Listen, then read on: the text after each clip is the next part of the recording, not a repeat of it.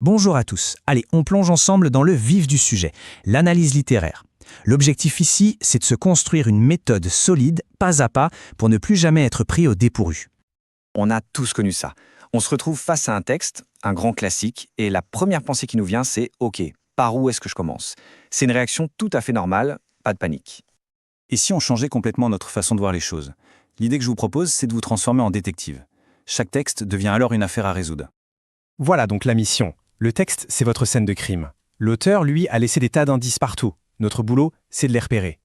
Et le but ultime de toute cette enquête, c'est quoi?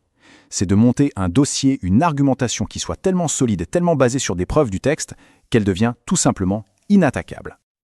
Alors maintenant, parlons matériel. Comme tout bon détective, on a besoin d'une boîte à outils pour assembler nos preuves de manière efficace. Et voici l'outil principal, le cœur de notre investigation, le tableau d'analyse. C'est simple et super efficace. Une colonne pour l'indice, c'est-à-dire la citation. Une autre pour l'arme du crime, donc le procédé littéraire. Et la dernière pour l'interprétation. En gros, le mobile. Pourquoi l'auteur a utilisé cette arme-là? Bien sûr, pour être un bon détective, il faut savoir reconnaître les indices. Et en littérature, les indices les plus importants, ce sont souvent les figures de style. Prenons un exemple classique, l'anaphore. Quand un mot ou un groupe de mots est répété en début de phrase, ce n'est jamais un hasard. Pensez au fameux « Paris », « Paris outragé »,« Paris brisé ». Cette répétition martèle une idée, une émotion. C'est un indice en or. Ou encore l'antithèse. Là, on met face à face deux idées contraires, comme le bien et le mal, la lumière et l'ombre. Ça crée un contraste très fort, une tension. C'est un indice qui nous dit que l'auteur cherche à produire un effet puissant. Et pour gagner du temps sur le terrain, pendant la lecture, tout bon détective se crée son propre code secret, ses petites abréviations. En utiliser quelques-unes comme celle-ci, ça permet de prendre des notes beaucoup plus vite, sans sacrifier l'information. C'est juste une question d'efficacité. Bon, maintenant qu'on a nos indices, il faut passer à l'étape suivante. Comment est-ce qu'on transforme tout ça en un dossier solide, en une vraie argumentation? Un principe fondamental à retenir, la clarté avant tout. Une phrase trop longue, on supère. Mieux vous faire court et direct. En général, 2 lignes, ça suffit amplement pour exprimer une idée. Regardez la différence. C'est flagrant, non? D'un côté, une longue phrase un peu confuse. De l'autre, la même idée, mais découpée en plusieurs phrases courtes, bien articulées. L'analyse devient tout de suite plus claire, plus percutante. Et chaque paragraphe de votre rapport doit suivre cette structure logique en 4 temps. D'abord, on annonce l'idée. Ensuite, on donne l'indice, la citation. Puis, on analyse le tout. Et enfin, on fait un petit bilan. C'est la recette du démonstration qui tient la route.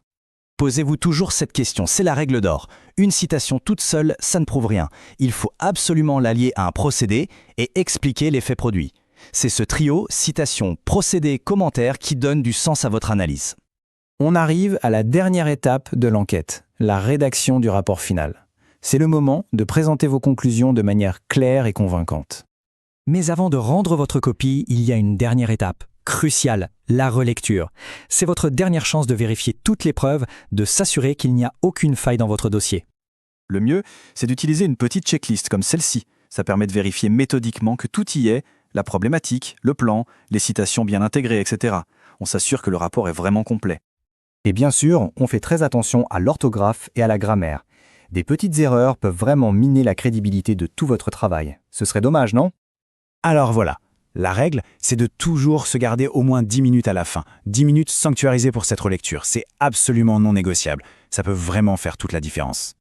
En adoptant cette méthode, on change de statut. On n'est plus un simple lecteur, on devient un véritable enquêteur littéraire. Et là, chaque texte se transforme en une aventure passionnante. Alors voilà, avec ces outils en main, on peut aborder n'importe quelle analyse avec plus de confiance, de méthode et surtout de curiosité. La vraie question maintenant, c'est: quel sera le prochain mystère que vous allez résoudre?